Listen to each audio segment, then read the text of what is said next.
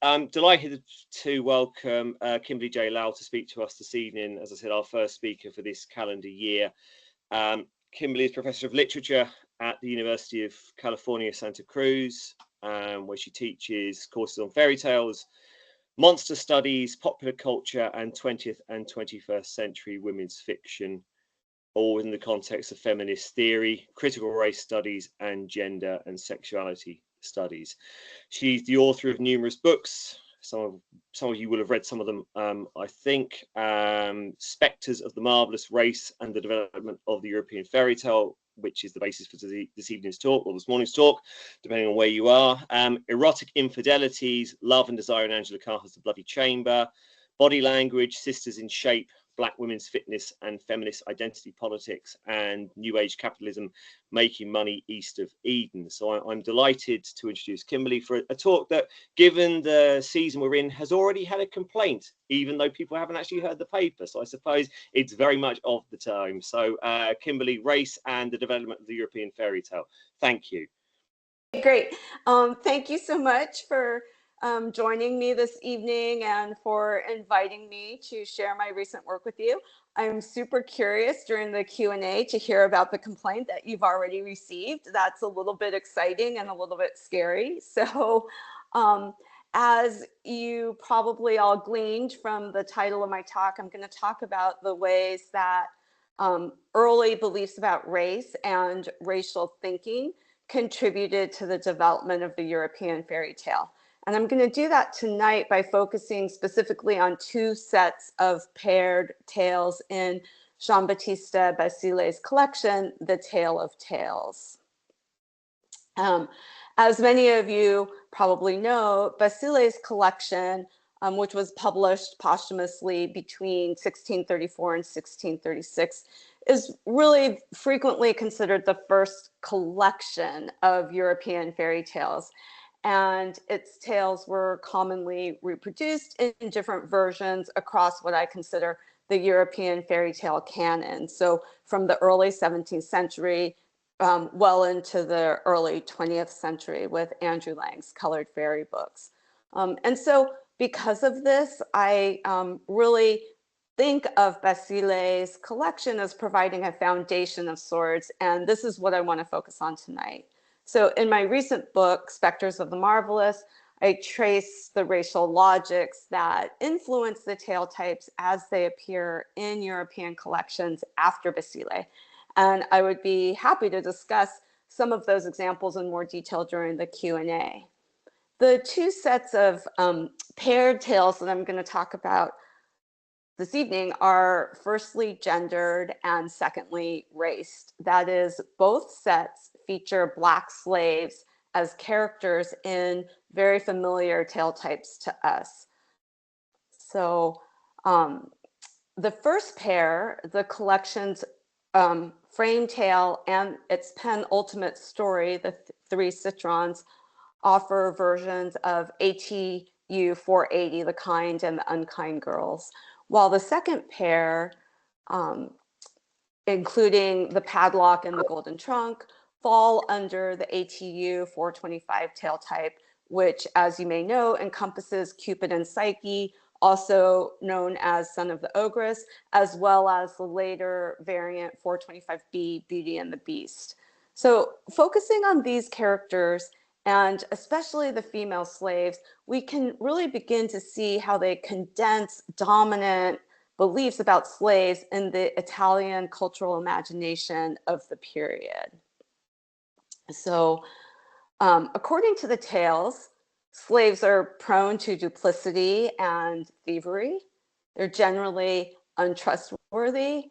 They're willing to use pregnancy to better their situations. Obviously, that's for the female slaves.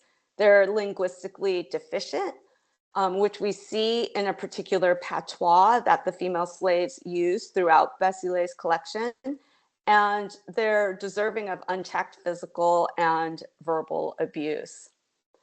At the same time, their ethnic and religious otherness, in the tales they're referred to as Moors, as Saracens, and even as quote unquote Allah lovers.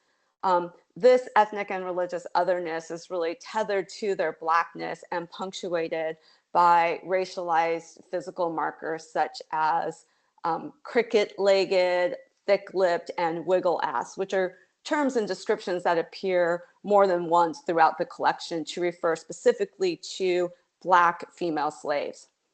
All of these descriptions were part of a culturally recognizable language of racial and ethnic difference for Basile's audience.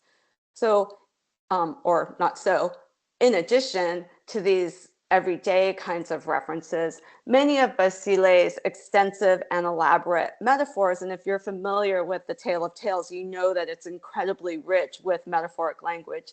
So many of those elaborate metaphors really deepen the cultural associations that Basile is creating between Blackness and a dehumanized otherness. So, for example, some of Basile's metaphors that associate Blackness with dehumanized otherness include a mass of black flesh, a black thing, a black night of a slave, a statue of jet, an ink blot, the black morning draped on the freshly whitewashed house. And in the few instances when Basile extends his descriptions of slaves beyond metaphors of Blackness, he still dehumanizes them by invoking a language of animality. So we see, for example, female slaves especially referred to as monkey, bitch, horse, or crow. So even though much, if not all of this language that I've talked about so far is metaphoric, I characterize it in my work as a material language of slavery because it refers to material human beings, to enslaved characters. And because Basile's collection is also structured by what I call a figurative language of slavery. So I don't have time this evening to go into the background of that figurative language, but in the book, I argue that it has its origins in classic Roman love elegy and the servidium amoris, or slave to love trope, that really anchors that poetic tradition. So even though Basile's figurative language of slavery extends beyond just the servidium amoris trope, I argue that that trope is central to all the elaboration of slaves, both figurative and literal, in his collection. And again, here too, I'd be happy to talk more about this during the Q&A if anyone has specific questions. For now, I just want to offer one very complex and layered example of how the figurative language of slavery not only reverberates through the collection, but also how it coalesces with Basile's material language of slavery. So in one of the stories called The Two Little Pizzas, which is the 7th story of the 4th day, and if you know Basile's collection, it's structured around 5 days of storytelling with 10 stories each day. So the 7th story of the 4th day is called The Two Little Pizzas. And Basile describes simply nightfall, the coming of night, as when the black Moor of a night came out to play tuba katuba with the stars. So understood within its cultural context, this is a metaphor of racialized ethnic difference, and it encodes a whole series of associations implicit in its cultural references, which I'm going to unpack, and it eventually leads us back to the slave girls who have proved so critical to the collection as a whole. So tuba katuba is a dance similar to the Svisania, which is often conflated with the dance of Lucia, also commonly known as bitchy Lucia.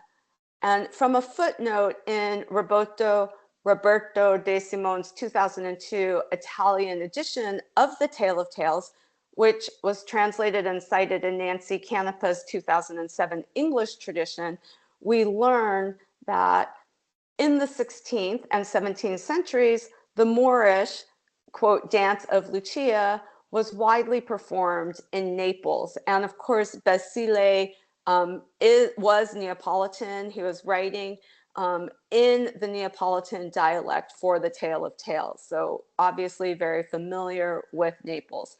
It derived from the ecstatic dances of possession characterized by continuous spinning, like those that today are still performed by dervishes. Already desacralized in the 16th century, it was transformed into a ritualistic carnival performance. The ambiguous character of Lucia was played by a man in blackface, dressed as an Oriental woman, whose song and movements referred to the sexual act, birth, death, and resurrection. The accompanying chorus insulted Lucia with the epithet of bitch. Later, this dance was confused with the dance of Sasfania, which took its name from the city of Fez in Morocco. In addition, Lucia was a stock character in a genre of street theater actually known as Luciate. And at least one published version of Luciate survives, and dating from 1628, so around the time that Basile was writing The Tale of Tales, and published in Naples, it is titled The New Luciata, brought to light by a ruined poor man for the satisfaction of the virtuous. As you can see here, this text is written in a theatrical language akin to the quote unquote Moorish patois that Basile's Lucia and another slave girl, Georgia, use. In this Luciata, Lucia is portrayed as a flirt who dances uninhibitedly in ways that mimic copulation. And her infidelity ultimately results in her having a child at the end of the play. These racialized and sexualized Lucias of Neapolitan dance and street theater help us make sense of some of Basile's descriptions that we may not immediately associate with racist stereotypes of Blackness, such as wiggle ass, for instance, although those references would have been completely clear to Basile's audience. Lucia is more than simply the name, and clearly not a quote unquote Moorish name given to this dance or caricatured and the stance of caricatured and offensive otherness, however. As I mentioned before, or I haven't mentioned, sorry, in my book, I mentioned that Lucia was among the 2 or 3 most common names assigned to female slaves in Italy during the early modern period. And by Basile's time, it had clearly come to serve as a generic term for female slave. So if you're familiar with Basile's tale, The Three Citrons, you'll recall that the slave girl fetching water twice refers to herself as, quote, unfortunate Lucia. And again, here too, I'd be happy to talk about this tale during the Q&A if you have specific questions about it. So she refers to herself, she sees her reflection, she sees what she believes is her reflection, but in fact, it's the reflection of a beautiful white fairy in a tree above her. And as she sees the reflection of the fairy and misperceives it as herself, she begins to call herself an unfortunate Lucia and to question the whole system of slavery in which she's enmeshed, because of course she believes for this moment that she's white. So she twice refers to herself as, quote, unfortunate Lucia, as she bemoans her life as a slave. That this is not her proper name or her proper slave name, to be more specific, only becomes clear when she later refers to herself as Georgia. So although it may be lost to us, the ironic humor of Georgia referring to herself as Lucia certainly would not be lost on Basile's contemporaries. As the historian Paul Nettle notes, in the 16th and 17th century Mauresque, also known as, quote, the dance of the black man, and referring to as well to the pantomimes, the street pantomimes that derived from these dances, quote, the regular Negro characters were the comical negresses Georgia and Lucia, end quote. So Georgia's use of the generic Lucia to refer to her slave status in the Three Citrons, which is, you'll recall, the penultimate story of the collection, also sets the stage for the princess slaves, and that's the Black slave in the frame tale, also a false bride. So Georgia's referring to herself as Lucia in the Three Citrons sets the stage for the slave princesses unmasking on the final day of storytelling, when she is, for the very first time in the whole collection, referred to by her proper, that is her slave name, which is Lucia. So in both instances, it is the slave girls' improper sexuality, their status as quote unquote false brides, that drives their stories. Like so many fairy tale names, Lucia thus functions as an aptronym, that is a name that is particularly apt for its owner, like Sleeping Beauty or Snow White, which Basile makes explicit when he writes in the conclusion of the frame tale that, quote, Lucia truly acted like a Lucia as she listened to Zosa's story. And Zosa is the white princess, the kind girl, the true bride.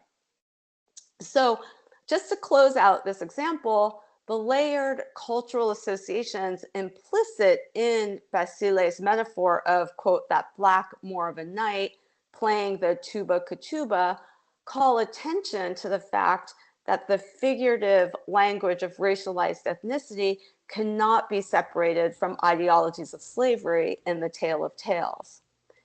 Even more, I want to suggest that this particular movement from metaphor, i.e. that Black Moor of a night playing tuba katuba, to materiality, that is Lucia, the slave princess, highlights the tightly bound nature of Basile's two languages of slavery.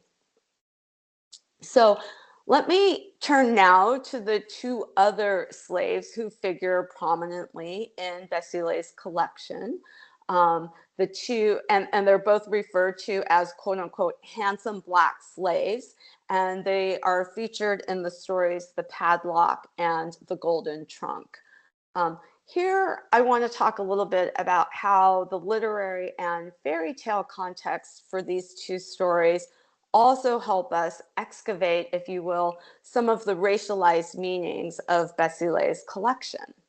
So as I mentioned, both stories are HU 425 tales and versions of Cupid and Psyche, Apuleius's 2nd century CE tale from his collection, The Golden Ass, which is probably the best or most well-known version of Cupid and Psyche. And fairy tale scholars have generally read these two Basile tales in relation to Apuleius's version. The classical Roman source leaves quite a few details from Basile's tales unexplained, however. For instance, Basile's transformation in The Golden Trunk of Cupid, god of love and son of Venus, into a character called Thunder and Lightning, who is an accursed Black slave and son of an ogress, is especially perplexing. Even The Padlock, which is a much less elaborate version and never names the quote handsome Black slave, raises the same question about Basile's transformation of the Cupid character. In a footnote to The Tale of Tales, Nancy Canepa, again, whose translation I used, and whose translation directly from the Neapolitan is generally considered the definitive English version, her footnote references a footnote from another translation that provides additional context to her own comment that the tale is one of several in the collection that shares motifs with Cupid and Psyche. Penzer discusses a very similar Greek tale and hypothesizes that Basile may have derived his from it. There are also variants from Turkey and Crete, and Basile could have heard one of these while in Venice or Crete, where he was stationed during 1604 to 1607, though it does not seem that he knew either Turkish or modern Greek. Given Basile's travels through Italy and the Mediterranean, however, and he was he first was dispatched kind of in the military, and then he worked as a courtier in different courts. So he was traveling around this area beyond just, so given Basile's travels through Italy and the Mediterranean, beyond just Venice and Crete, and given what Canepa refers to as, quote, the pivotal role that many Italian cities had in international commerce, in parentheses, thereby facilitating contacts, mercantile and cultural, with other geographical areas, end quote, it seems totally reasonable to assume that Basile would have been familiar with Greek and or Turkish versions of Cupid and Psyche stories, even if he wasn't fluent or even understanding Turkish or modern Greek. And yet, those variants still don't account for some of the most striking details and motifs in the Golden Trunk. Variants of the story from North Africa, however, bear striking resemblance to the Golden Trunk.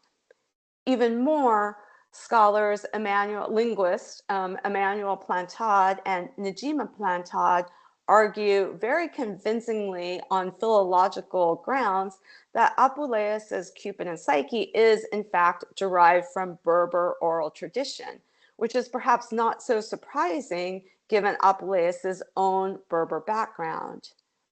And what we see when we do a close comparison of all the texts is that Basile's The Golden Trunk tracks much more closely with the North African variants of the Cupid and Psyche tradition, also known as the son of the ogress tale type, described by Plantade and Plantade. For example, in addition to sharing the general plot structure, that is the mysterious nocturnal visits, the prohibition against looking at the lover, and then the girl's transgression of that prohibition, the mother as ogress, the son's helping the girl with the mother's tasks, the eventual death of the mother and the aunt, and finally the couple's marriage, Berber versions of the son of the ogress / Cupid and Psyche also include the exact same tasks. Not only bean or seed sorting, which we see in Cupid and Psyche, but also feather collecting. So to assist with the bean or seed sorting, the mysterious lover instructs the girl to call forth the ants, as Cupid instructs Psyche to do. When it comes to feather collecting, absent from Apuleius's tale, both Thunder and Lightning, the main character, and the lovers in the North African tales tell the heroine how to enlist the birds by invoking their master, or the name King of the Birds. I should also note that in some of the Berber versions, the King of the Birds is sometimes the royal name given to the mysterious supernatural lover, but I don't think that detracts from the suggestion that Basile may have been drawing on the Berber oral tradition in crafting the Golden Trunk. Indeed, Basile's use of the same title and person, King of the Birds, for fulfilling the same task seems more than coincidental. Other names in the Golden Trunk and in the Padlock similarly resonate with details in several Berber versions. In one tale cited by Plantade and Plantade, the supernatural lover's name is Asfer in Ibwa. I don't know if that's a good pronunciation, probably not, which can be translated as whistling of the rain, and which resonates with Eastern Moroccan versions, where the supernatural lover's name is Sefar Ibwa, or whistling of the wind. These names certainly evoke, at the least, Basile's thunder and lightning, and provide a possible explanation for the handsome black slave's seemingly random name. In another tale, also referenced by Plantade and Plantade, when the supernatural lover learns of the heroine's transgression, that is the looking at the lover at night, which, by the way, in the Basile versions, when she does that in both the Padlock and in the Golden Trunk, she finds that the handsome black slave turns white at night. And so there's a big gender difference in terms of the permanence or fluidity of blackness for these characters. And I would be happy to talk about that during the Q&A as well. So in any case, in another version that Plantade and Plantade cite, when the supernatural lover learns of the heroine's transgression, he exclaims, "Ah, Moonlight," the heroine's name, "I trusted you and you betrayed me." Here, the lover's sense of betrayal might provide a rationale for Thunder and Lightning's referring to Parmetella, the main character in that tale, by the proper name of traitor. And he uses traitor as a proper name for Parmetella from the moment they're reunited at the ogress's house through the remainder of the story. So looking at the broad tradition of this tale type helps underscore the undeniable significance of early racial thinking in Basile's introduction of the two, quote, handsome black slave protagonists, because it turns out of all the known versions of the Cupid and Psyche tale type, which, as I mentioned, also includes some of the Ogress and Beauty and the Beast tales, only Basile's two stories have black slaves as the protagonists. Given Basile's clear interest in race and the general racialization of slaves throughout the Tale of Tales, it's easy to imagine, I think, his associating a North African tale with black African slaves, and thus writing his handsome black slaves into these two versions of the tradition. Here, then, we can see how dominant cultural ideas about blackness, especially clear in Basile's descriptions of Lucia and Georgia as ugly, as deceptive, as dangerous, reinforce the collection's equation of blackness with being punished or living in an accursed state, as we see in the case of the two black slave protagonists of the Padlock and the Golden Trunk. The ideological underpinnings of these tales echo long-standing ideas that justified slavery on purely racial and ethnic grounds. Stephen Epstein, in his book Speaking of Slavery, Color, Ethnicity, and Human Bondage in Italy, captures these ideological convergences in beautifully succinct ways. And he writes, and so there is a kind of declension from bad luck to sin to force as evolving, overlapping, even mutually confirming explanations for slavery. Ethnicity or color came to be a proxy for bad luck. In more complex ways, color also became a proxy for sin itself, as people came to believe that belonging to certain ethnic groups or even being a particular color justified enslavement. So, as you probably know, as fans and scholars of fairy tales, later versions of the animal bridegroom tale, such as Madame d'Aulnoy's Prince Marquessan, and both Madame Villeneuve's and Madame Beaumont's versions of Beauty and the Beast, provide a rationale within the narrative itself for the prince's animal birth or transformation into a beast. The fact that Basile's tales never articulate the reason for the ogress's curse or punishment suggests that blackness was already a broad, culturally comprehensible, and even naturalized form of punishment. That blackness not slavery, is the real curse or punishment in these tales is clear in the fact that the handsome slaves retain their humanity and male privilege throughout. That is, they continue to function as masters of their own palaces, including having slaves of their own. And as I mentioned, they return to whiteness at night when they join the heroines in bed. Despite the gender differences in Basile's slaves, I argue that their racializations establish a paradigm that gets metaphorized in later European fairy tales, even as its racial and racist underpinnings persist. So again, turning to Stephen Epstein, points out with regard to the language of slavery as implicit in Italian as a language.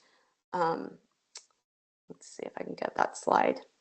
Long after slaves disappear, the heritage of the words and ideas they struggle to express is the ultimate reckoning. The hypocrisies, the racism, the sexism, the brutality bound up with the daily practice of slavery live on in language. And I would add, and as I argue throughout my book, they live on in the European fairy tale as well. So thank you. I'm going to see if I can stop sharing and come back to you all. Okay. So I would be happy to take questions. And this was really kind of a condensed and very truncated talk that for me, I find these paired sets of tales really interesting and exciting for laying this groundwork, but I would be happy to talk about the ways that they are extended on in the French fairy tale vogue of the late 17th century through the mid 18th century, through the Grimms in the 19th century, and then through Andrew Lang's colored fairy books at the end of the 19th century and into the early 20th century, which are the cases that I look at in the book. And then at the end, I provide what I call a commencement rather than a conclusion, where I'm looking at some decolonial writers who are re-envisioning the fairy tale. Thank you, Kimberly. That was a fascinating talk. Really amazing, and a way of approaching Basile in a way I hadn't thought about. So we've got plenty of time for questions. Jordan, your hand is up, so the floor is yours. Jordan's mic is broken and his question is in the chat. Right, where is the chat? Sorry, I can read it if that's helpful. For over 400 years, Kimberly, while I'm reading it, would you mind, can you stop sharing a bit more? Because at the moment you're sharing the Teams meeting. Sorry, can you see that? Yes, okay. For over 400 years, the dominant culture has forged an inescapable thread between darkness as evil and skin colour as judgment. This is in the chat from Jordan. Rooted in the justifications of chattel slavery and the need to dehumanize. Even when we attempt to reclaim works like Inky Boys, that thread remains, woven into the very language we inherit. Hoffman failed to rise above his times. How do we reclaim these stories, strip away their inherited biases, and reveal the real morals beneath without reinforcing the same power structures we seek to dismantle? That's a fantastic question. I wish I had an easy answer for that. I'll turn to the final chapter of the book, which I think is called a conclusion in the table of contents, but I've really been thinking about as a commencement. And there I look at novels by Helen Oyoyemi and go back to some short stories by Nalo Hopkinson, look at some native Hawaiian storytelling traditions, look at Bolo Babaloa's recent collection called Love and Color, and try to read these decolonial writers as beginning to move us away from the idea of the fairy tale even as a universal genre. So playing with some of the ideas and tropes and the inheritances that we have, but really reimagining what the worldly anthology means or what the genre itself means. And at the end of the Grimm's chapter and really through the Lang chapter, I also talk about what I consider sort of epistemological imperialism, the imposing of the category or the genre of the European fairy tale as a universal kind of genre that then runs rampant over native storytelling traditions and kind of forces them into this kind of generic structure. So I feel like one thing that we can do is to begin to read alongside these historical tales, these contemporary writers who really are doing decolonizing work. The other thing is I hope that this book is a beginning of a conversation, much like early feminist criticism in the 1970s and 80s about the fairy tale, that made it virtually impossible to look at the fairy tale without seeing its misogyny and sexism. So I hope that as this book hopefully initiates more conversation and more people do work around race and the history of the fairy tale, that we get to a point where it's almost impossible to look at the fairy tale without seeing some of these racialized tropes. Yeah. Fanny, your hand is up. Hello, thank you for the wonderful presentation. I saw that you have a chapter on Dole Noir in your book. I was wondering if you could talk a little bit about the black fairy that is the evil fairy that is in La Princesse Printanière. I was wondering your take on it. You know, I didn't even address that character in the book, and now you're inspiring me to go back and look for that. in that chapter, I'm really looking at Prince Marquessan and Le Dauphin, and in the bulk of the chapter, and then in the kind of final third of the chapter, I'm reading The Beauty and the Beast tales, so Villeneuve and Beaumont. So I read those in relation to France's colonial ambitions at the time and French philosophies of assimilation and Frenchification.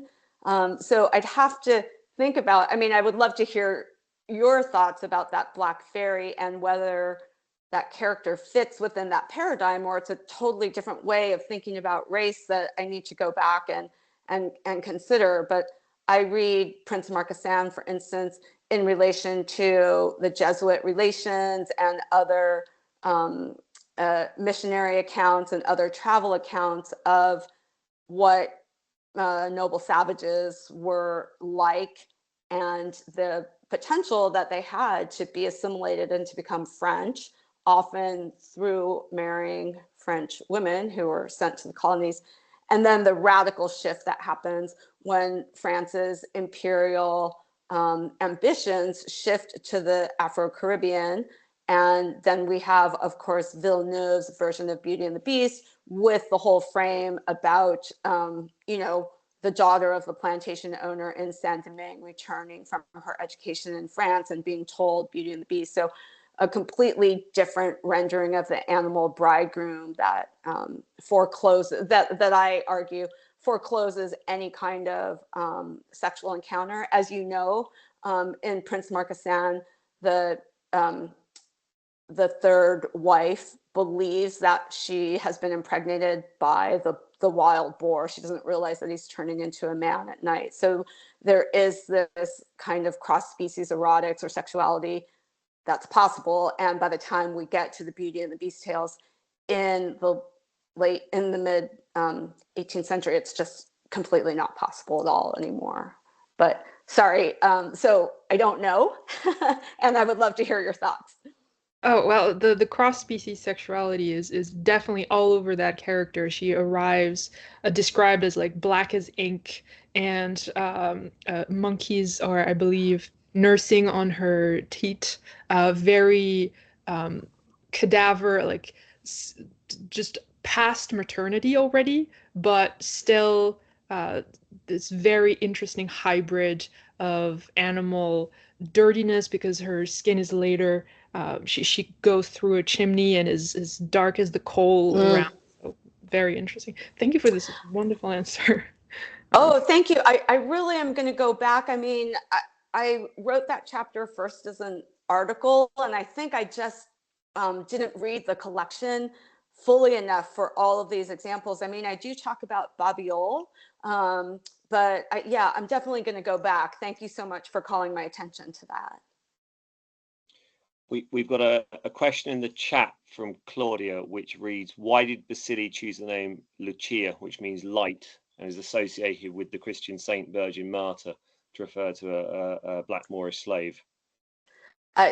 Yes, so thank you, Claudia, for that question. And there is some criticism, there is some scholarship on this. So one of the things to know, as you know, Claudia and other fairy tale scholars, Basile is extremely well known as a Baroque writer of inversion, right? The whole collection has been read as almost carnivalesque in the way that it puts into the mouths of aristocrats the most base body language and desires. And so I read Lucia as the name, in addition to the fact that it was a generic term for slaves, all the things that I talked about today, I read it too as part of his Baroque inversion of the Saint Lucia, meaning light. Like, you know, it's just another example of how we take this ostensibly cherished, highly valued, or at least perceived figure like a king or a queen, also of high value, and really undermine that, overturn that. Yeah. I wonder as well, when I was listening to your paper, Kimberly, whether there's something, an echo of Lucretia Borgia as well in the name. And of course, you know, she has the reputation of whorishness, and with the makeup there as well, and how far white and black is being used to mean blackness there, or wickedness in her as well. I wonder if there's an echo of that there as well, in this relatively recent history. I certainly wouldn't be surprised. And Basile was incredibly educated, right? He was really highly educated, so would have been familiar with many of these other forms and the literary histories there. Yeah. A two-part question from Krista in the chat. Given the deep scholarly knowledge you have about the historical language and content of these fairy tales, what advice would you give to publishing workers and perhaps editors in particular about language choice, structural revisions and acquisitions, as well as perhaps reissuing and recontextualizing these older tales, especially in this fraught socio-political landscape? Great question. I wish I had an answer for that. I think people who are anthologizing right now have a responsibility in the introductions to really get at, again, the genre, the generic boundaries. I think that's a discussion that has to happen in all of these fairy tale collections to really draw out the fact that maybe these aren't collections of fairy tales per se, but are collections of native storytelling traditions, and we could really benefit from learning more about what those native categories are. So I would say that's a start. I think any reissuing certainly could have prefaces. When you read the Andrew Lang, and it's still in print and available in its original form, so I bought all 12 exactly as they were new. They have all of Lang's original prefaces, of course, but with no other front matter. And Lang's prefaces are all about unilinear evolutionary theory. So how what he calls the fairy tale, which for him encompasses many, many things, myths, plays, some long poems, etc. How, these quote unquote naked savage grannies tell them sitting around the fire to their quote unquote naked savage grandchildren, and they still believe all the elements in them. Whereas, white children who are reading these, dear readers, they may seem silly to you, And maybe you learned them from your own granny, but we don't believe these things anymore, right? So that's just made explicit for children there. And he also talks about the role of Nora Lang, his wife, who translated many of them, but also edited them, as he says, quote, in the hopes that white people will like them. So I think that when we're reissuing these things or just keeping them in print, that they should have additional front matter that calls attention to what we now know and can contextualize more about that. I hope that's helpful.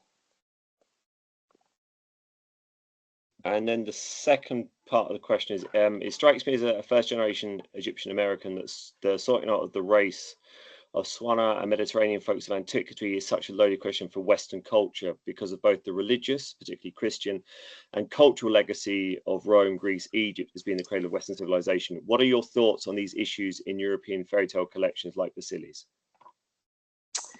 Yeah, I don't know enough there really.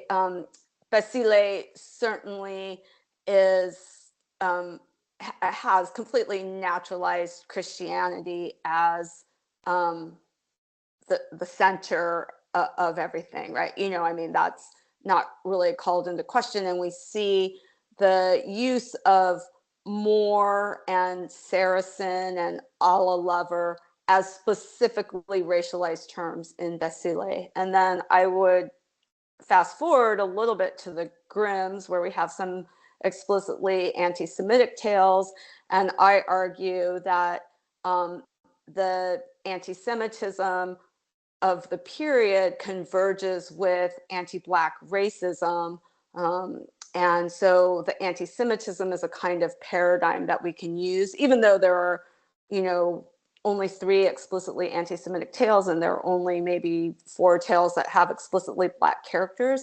I think the convergence of the anti-Semitism and the anti-Black racism provide a paradigmatic lens for us to read many of the other kinds of othering that is happening in the Grimm's collection through that lens. And then, and there I draw on. I read then many of the tales through this lens of implicit Christianity too, as doing some of the work of racializing. So I know that doesn't really quite address your question all the way, but I don't know enough about all of those religious histories. So I try to account for them to the best that I can, but certainly Christianity through all the collections is the naturalized, unmarked category.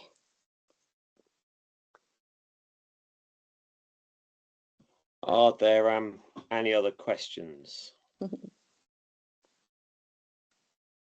Oh, Heiniger has the question. You're not using your thing, but yeah, you're so sorry. There it is. I apologize. You're right. Too far from COVID to remember. Thank you so much. This was a fabulous talk. I have a really quick question. When you were discussing the difference between the gendered treatment of enslaved bodies and Black bodies specifically, did Italy have the same kind of matrilineal construction of slavery that developed in the British colonies by any chance? I don't think so. What I learned about slavery and in that period is that, well, first of all, this was a real transitional period where slavery was going from a system of kind of spoils of war, kidnapping, ransoming, right, to a system of human bondage that it became. At this time in Naples, around the end of the 16th century, the beginning of the 17th century, you know, that system of human bondage was certainly coming into play. The vast majority of slaves were female, but they weren't all Black, right? Many of them were Eastern European. So Basile's attention to Blackness as conflated with female slavery, I think, is really an important move that he's making. And there is really significant difference, right? Because his Black slaves are transitory and it's specifically a curse, whereas the female slaves, it's immutable. Blackness for women in his collection is completely immutable, and we see that. We see that I think in the three citrons, where the Black slave is seeing the reflection of the white fairy, and there's a line. So the prince comes back. So the Black slave tricks the white fairy and is waiting when the prince returns to fetch the white fairy who's been waiting for him. And the prince is really upset and says all these horrible racist things, like, what's happened. And the slave, Georgia, says, "Not to worry, my prince, me be cursed. 1 year white face, 1 year black ass." So already this idea of Blackness as a curse is so widespread that even a slave girl would be familiar with it, right? But in fact, that's not true, and it's not possible for the girl, right? She's a slave all the way through, start to finish, until she dies. So it's not exactly your question, but slaves of the period were still being manumitted, sometimes by their owners upon death. It was this emergent system, but I didn't come across anything that really talked about the sort of matrilineal line or inheritance in the same way that the British and the American system, I think, we really see a lot more. Yeah, thanks. Thank you. Anne has a question. Thank you, Anne. Sure. I don't know if I have a question or a comment, because I was thinking, Kim, when you were saying towards the end of your talk, like part of what you hope the book is going to do is kind of get us to think about race in the same way we've been thinking about like gender and sexuality. And I think, like, I always think of teaching fairy tales by white Europeans to, I have a very diverse student body: African American, Arab American, Asian American, Indian American, and it always, and I think your book gives us a tool to think about also the construction of whiteness, because we have the period of the Reconquista and slavery happening all in the same period of time. And then, I think your book helps us think about talking about whiteness to the whole focus on the white princess. I don't know if you want to comment on that, but sure. Yeah. Thank you. Thanks, Anne. And especially because I spent so much time today talking about Blackness, but in some ways the whole book's focus on Blackness is about structures of whiteness and upholding white supremacy and maintaining whiteness. And so absolutely. And I think your reference to the princesses really, and I know that's been an important part for you. One of the things that you've highlighted about my work here is really that we see that in the metaphoric transition from this kind and unkind girls tale type, or true and false bride tale type. If we fast forward to the Grimms, for instance, where we have many versions, including the white bride and the black bride, where God comes down to earth, and because of his bad treatment by a mother and her daughter, makes them literally black. And then of course they speak in toads and all these terrible, or actually that's not the one where she speaks in toads, but all these, they have a terrible life because they're all of a sudden black, and they're killed at the end because they try to supplant the kind girl who treated God well, and then as a result asked for beauty and was made, even more beautiful in her whiteness.